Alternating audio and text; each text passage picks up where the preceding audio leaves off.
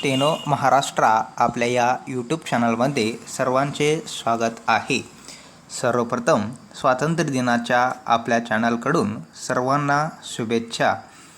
आज आपण आपल्या चॅनलच्या माध्यमातून एकाच व्हिडिओमध्ये 4 वेगवेगळ्या स्पीडचे डिक्टेशन घेणार आहोत आणि 4ही स्पीडचे डिक्टेशन हे वेगवेगळ्या पॅसेजमधले असणार आहेत। पहिला डिक्टेशन हा 60 शब्द प्रति मिनिटचा असेल आणि त्यानंतर 1 मिनिटाचा गॅप असेल आणि त्यानंतर 80 शब्द प्रति मिनिटचा डिक्टेशन असेल आणि 1 मिनिटाचा गॅप असेल। त्यानंतर 100 शब्द प्रति मिनिटचा एक डिक्टेशन असेल।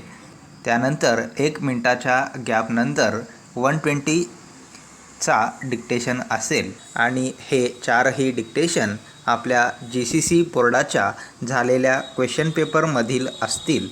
ज्यांचे स्पीड 60 असेल किंवा ज्यांचे स्पीड 120 झालेले असेल अशा दोन्हीसाठी हे डिक्टेशन खूप फायदेशीर असणार आहेत। सर्वांनी 60 ते 120चे डिक्टेशन घेणे गरजेचे आहे, म्हणजे तुम्हाला कळून येईल की 60, 80, 100, 120 ह्या पॅसेजमधील शब्द कसे असतात, स्पीड बदलली की शब्द बदलत असतात।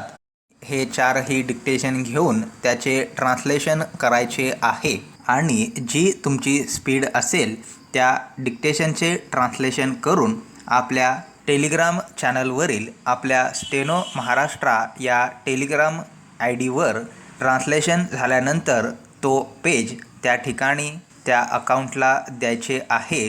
तो तपासून आपल्या चॅनलवर प्रसारित करण्यात येईल। ज्यांनी आपला टेलिग्राम चॅनल जॉईन केला नसेल त्यांनी टेलिग्राम सर्च बारमध्ये लहान लिपीत कंटिन्यू स्टेनो महाराष्ट्र असे लिहून सर्च करावे। मध्ये कोणतेही अधेमध्ये स्पेस देऊ नये, फक्त स्टेनो महाराष्ट्र असे लिहिल्यास आपला चॅनल दिसून येईल। डिस्क्रिप्शन बॉक्समध्ये चॅनलचे नाव कसे लिहायचे हे दिलेलं आहे। ज्यांनी आपल्या चॅनलला सबस्क्राईब केलं नसेल त्यांनी सबस्क्राईब करून बेल आयकॉनला प्रेस करावे आणि आजचा डिक्टेशन कशा प्रकारे होता हे कमेंट बॉक्समध्ये कळवावे आणि लाईक करायला विसरू नये। चला तर मग पहिल्या डिक्टेशनला सुरुवात करूया। 60 शब्द प्रति मिनिट। Be ready, start. दूषित पाणी असलेल्या गंगा आणि यमुना या नद्यांचे शुद्धीकरण करण्याचा विचार गेली 10 वर्षे विविध पातळीवर होत आहे। या पवित्र नद्यांच्या प्रदूषणाचा आणि या दोन्ही नद्यांच्या खोऱ्यांचा सगळा प्राथमिक अभ्यास पूर्ण होण्यास 10 वर्षे लागली। एवढे हे काम गुंतागुंतीचे होते। हा प्राथमिक अभ्यास झाल्यावर दोन्ही नद्यांचे प्रदूषण संपविण्यासाठी निश्चित स्वरूपाची व्यापक योजना आखून त्यांची ठोस अंमलबजावणी करण्याचा प्रश्न निर्माण झाला। हे काम राष्ट्रीय पातळीवर अग्रक्रमाने हाती घ्यावे यासाठीच महामंत्री राजीव गांधी यांनी केंद्रीय गंगा प्राधिकरणाच्या स्थापनेची घोषणा केली। परिच्छेद गंगा नदीच्या पाठोपाठ देशामधील इतर 14 मोठ्या नद्यांच्या पाण्याच्या प्रदूषणाकडे असेच लक्ष दिले जाणार आहे. या 14 नद्यांच्या प्रदूषण अभ्यासाला सुरुवातही झाली आहे. शेवटी संपूर्ण देशात सर्वांना स्वच्छ पिण्याचे पाणी मिळावे यासाठी राष्ट्रीय शुद्ध पाणी व्यवस्थापन मंडळ स्थापन केले जाईल असे दिसते.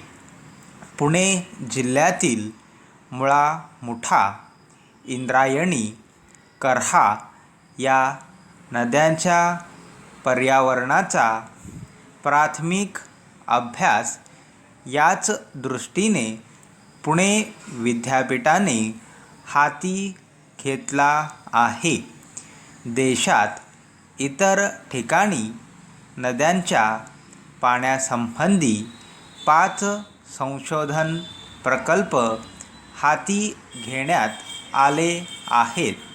गंगा नदी प्रदूषणातून मुक्त करण्याची योजना आखण्यापूर्वी या नदीच्या खोऱ्यातील 19 विद्यापीठांकडे प्रदूषणाचा व्यापक अभ्यास करण्याची जबाबदारी सोपविण्यात आली व दर्जा तपासण्यासाठी 120 केंद्रे स्थापन झाली आहेत. स्टॉप. आता 1 मिनिटाचा गॅप आहे. त्यानंतर 80 शब्द प्रति मिनिटचा दुसरा डिक्टेशन आपण घेणार आहोत.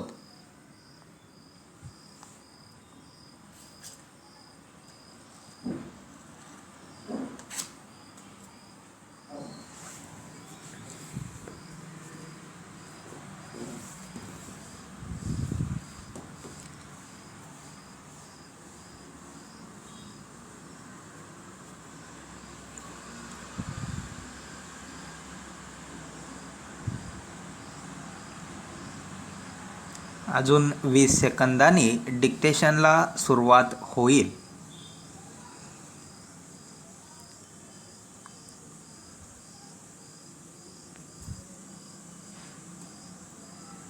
डिक्टेशन घेण्यास तयार रहा. Ready, start. भारत हा कृषीप्रधान देश आहे. या देशातील 70% समाज हा शेती या व्यवसायावर अवलंबून आहे. तेच त्याच्या उपजीविकेचे साधन आहे. शेतकरी हा बळीराजा. शेतात घाम गाळतो म्हणूनच अन्नब्रह्म प्रसन्न होते व भुकेलेल्या जगाच्या ओठी अन्नाचे घास पडू शकतात. तो शेतकरी जर सुखी नसेल तर देशातील बहुजन वर्ग तर सुखी कसा होणार? शेतकरी सुखी राहिला, त्याची क्रयशक्ती वाढली तरच अन्य उद्योगधंद्यांना चांगले दिवस येणार आहेत. त्यांनी उत्पादित केलेल्या वस्तूंचा उठाव होणार आहे. अन्यथा अनेक कारणांनी शेतकऱ्यांनी म्हणजे बहुजन वर्गाने जर या बाजारपेठेकडे पाठ वळवली तर त्या सर्व उद्योगधंद्यांना मंदीच्या लाटेला तोंड द्यावे लागेल. शेतकऱ्यास काही स्फुरण उत्साह प्राप्त झाला आणि त्याने शेतात अधिक उत्पन्न निर्मिले तरच देशाच्या संपत्तीत साधनसंपत्तीची भर पडणार आहे व हा देश सुखी होणार आहे. शेतकरी वर्गच जर उदासीन राहिला तर हा संपत्तीचा झरा आटून जाणार आहे. परिच्छेद शेतकऱ्यांना शेतमालाचे योग्य भाव बांधून द्यावेत आणि ग्रामीण भागातील लोकांच्या मूलभूत गरजा विनाविलंब भागवाव्यात. पाटबंधारे, खते आणि उत्पादन देणारी बियाणे यांच्या सहाय्याने धान्योत्पादन आणि औद्योगिक कच्चा माल याबाबत विक्रम प्रस्थापित करून आपण चलनवाढ रोखू शकतो आणि किमती स्थिर ठेवू शकतो. खते, बियाणे आदींच्या किमती कमी करून उपलब्ध असलेल्या जमिनीतून अधिक उत्पादन करण्यासाठी शेतकऱ्यांना प्रोत्साहन दिले पाहिजे. अन्नाच्या बाबतीत स्वयंपूर्ण होऊन आपण आपल्या देशाचे आर्थिकच नव्हे तर सर्व प्रकारचे स्वातंत्र्य टिकवू शकलो व त्याला अधिक शक्तिशाली बनवू शकलो आहोत. ग्रामीण भागातून शहराकडे येणारा साधनसामग्रीचा ओघ पाहिजे.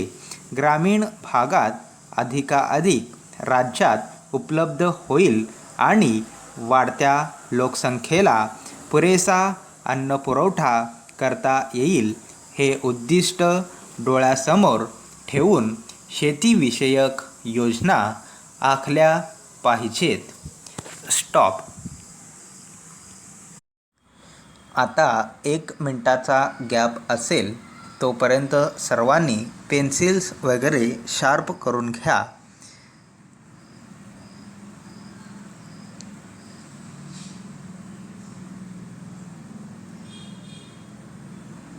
आणि आपल्या काढलेले आउटलाईन्स चेक करा.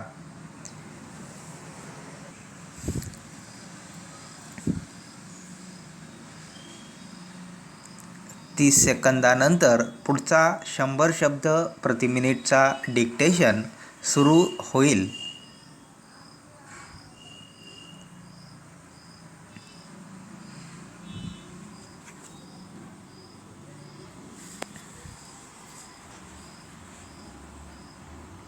पुढच्या डिक्टेशनसाठी तयार रहा.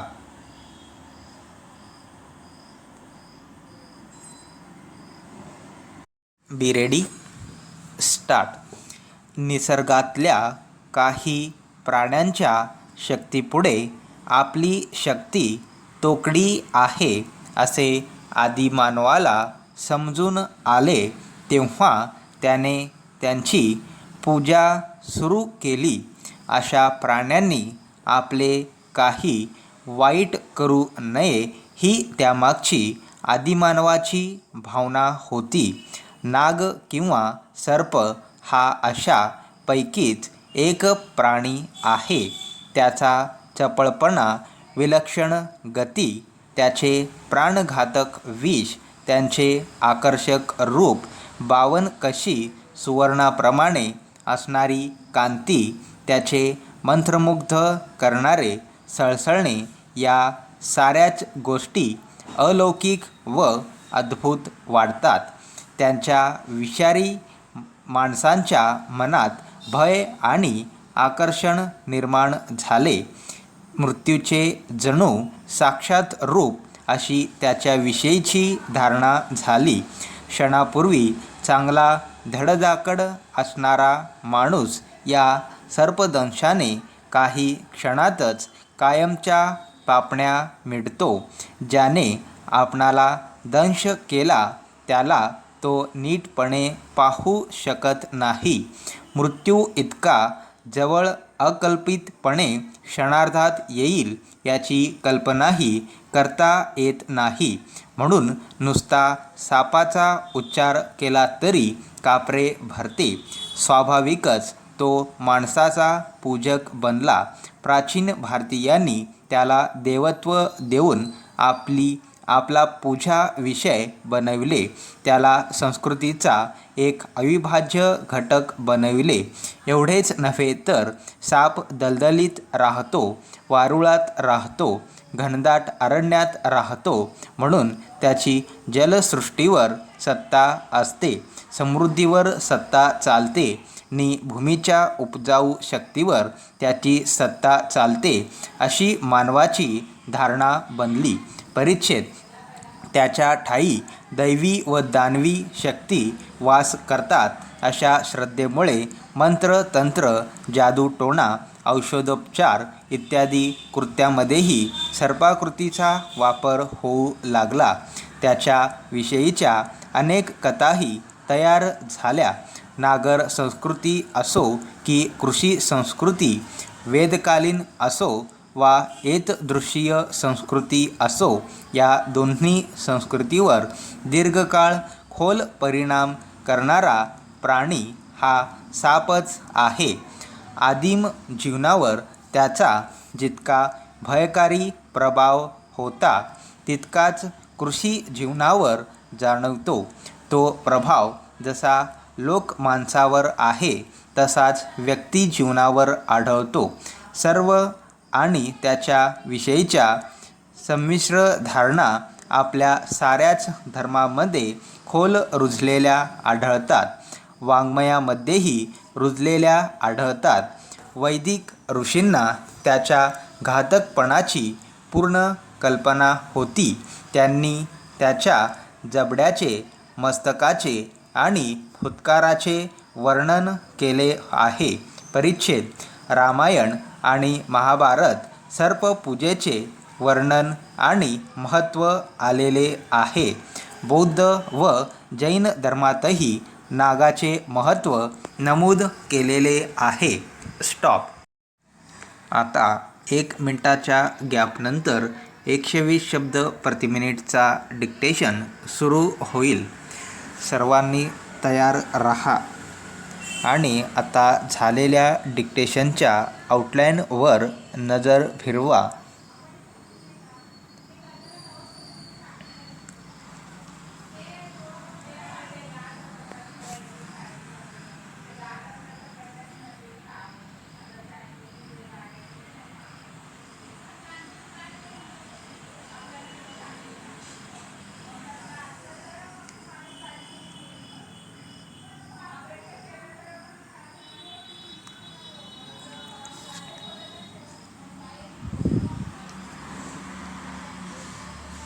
पुढील डिक्टेशनसाठी तयार रहा. 5 सेकंदात पुढील डिक्टेशन सुरू होईल. Be ready. स्टार्ट. वेड लागलेल्या माणसाच्या स्वतःच्या भावनांवर आणि विचारांवर ताबा नसतो. तसेच एरवी शहाणा असलेल्या माणसाचेही मन व बुद्धी परतंत्र असू शकते. अंधश्रद्धेमुळे, पक्षांधतेमुळे किंवा निरंकुश सत्तेच्या भयामुळे शहाणा मनुष्यही आपल्या मनाचे व बुद्धीचे स्वातंत्र्य आणि स्वयंस्फूर्ती गमावून बसतो. अशा रीतीने वेड्याला किंवा शहाणा असून परतंत्र झालेल्या किंवा स्वतःचे स्वातंत्र्य दुसऱ्याकडे गहाणवट ठेवलेल्या माणसाला स्वतंत्र विचार करता येत नाही. नैतिक निर्णय तसे आचरण करता येत नाही व कलेची निर्मितीही करता येत नाही. ज्ञान, नीती व कला हे मनाचे व्यापार आहेत. एवढेच नाही तर ते स्वयंस्फूर्तीनेच घडणारे स्वतंत्र मनाचे व्यापार आहेत. परिच्छेद. ज्ञान, नीती व कला यांसाठी मनाचे स्वातंत्र्य आवश्यक आहे. ही गोष्ट अगदी प्राचीन काळापासून निदान तत्वतः तरी ओळखण्यात आली आहे. परंतु स्वातंत्र्याची अशी गरज ज्ञानसाधनेपुरती, नीतीपुरती व कलोपासनेपुरतीच मर्यादित आहे, असे आतापर्यंत मानले जात होते.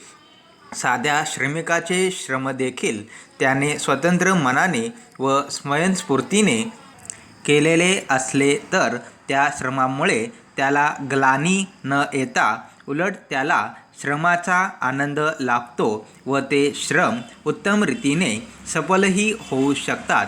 पण ही गोष्ट आतापर्यंत ओळखण्यात आली नव्हती. हे खरे काम हे जरी श्रमाचे व दुसऱ्यांचे उपयोगासाठी असले तरी ते स्वतंत्र व्यक्तीने स्वयंस्फूर्तीने केलेले असले तर त्याला व इतरांना ते आनंदाचा लाभ करून देते. हे तत्त्व आज हळूहळू पटू लागलेले आहे. परिच्छेद परतंत्र आंधळ्या व नीरस श्रमाचा आणि बेकारीच्या व पोटाच्या चिमट्याने कराव्या लागणाऱ्या वेठींचा भार बहुजन समाजावर टाकून केवळ मूठभर शासकीय अथवा शासक व्यक्तींनीच संस्कृती म्हणतात ती स्वतःची व स्वतःपुरती एक अधांतरी कल्पसृष्टी आजवर निर्माण केली आहे. या सृष्टीच्या विधात्यांना म्हणूनच स्वातंत्र्याचा अर्थ समजला तरी तो मर्यादित व कोत्या स्वरूपात समजला आहे. स्वातंत्र्याचा परिस्पर्शाने श्रमालाही उज्ज्वल स्वरूप येईल व तेव्हाच ज्ञान, नीती व कला यांच्या स्वतंत्र विकासालाही भव्य व उदात्त स्वरूप येईल. ही गोष्ट समाजवादाच्या रूपाने प्रथम आतच लोकांपुढे येत आहे. आजवरच्या मर्यादित कल्पनेला नवनिर्मित समाज सर्वस्पर्शी स्वरूप देण्याचे कार्य करीत आहे. कोत्या बुद्धीच्या लोकांना व ज्यांना सतत दुसऱ्याच्या दडपणाखाली राहणे रास्त वाटते अशांना कलेच्या, नीतीच्या, स्वातंत्र्याची चाड नसते हे चित्र आता स्पष्ट झाले आहे. कलेच्या संदर्भात कलावंताला स्वातंत्र्याची गरज आहे. इतकेच नव्हे तर लहान थोर, सामान्य असामान्य, बुद्धिवादी व भावना प्रवण असे भेद माणसामाणसात आहेत. तरी सर्वच व्यक्तींना स्वातंत्र्याचा उपयोग घेता आला पाहिजे व व्यक्तिविकास हाच सर्व सामाजिक, राजकीय व कलात्मक धडपडीचा अंतिम हेतू असला पाहिजे. कलेचे शुद्ध स्वरूप व तिचे स्वातंत्र्य अबाधित राहावे अशीच अपेक्षा आहे. स्टॉप. अशा प्रकारे आजचे 4ही डिक्टेशन संपले आहेत. ह्या व्हिडिओला जास्तीत जास्त लाईक करा, शेअर करा आणि नवीन स्टेनो शिकणाऱ्या मुलांपर्यंत पोहोचवा. आणि ज्यांनी आपल्या चॅनलला सबस्क्राईब केलं नसेल त्यांनी सबस्क्राईब करून घ्या आणि बेल आयकॉनला क्लिक करायला विसरू नका, म्हणजे आपले डिक्टेशन तुमच्यापर्यंत लवकर पोहोचतील. धन्यवाद.